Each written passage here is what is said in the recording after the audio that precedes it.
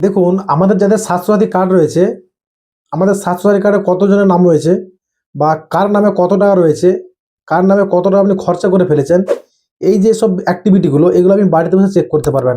আপনার কারো কাছে যাওয়ার দরকার নেই। এই যে স্বাস্থ্যসাথী কার্ডে যেসব অ্যাক্টিভিটি কার নাম্বারে কত টাকা রয়েছে, কার নাম বাদ দেওয়া হয়েছে, আপনি এটা বাড়িতে বসে সম্পূর্ণ বিনামূল্যে চেক করতে পারবেন। তো সেটা কীভাবে সম্ভব?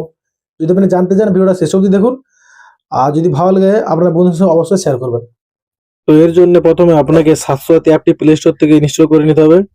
তারপর সব পারমিশন দেখে এলাও করে নিতে হবে। তারপর আপনি এখানে আসবেন ইউআরএন ভেরিফিকেশন। তো এখানে আসার পর আপনাকে আপনার ডিস্ট্রিক্ট সিলেক্ট করে নিতে হবে।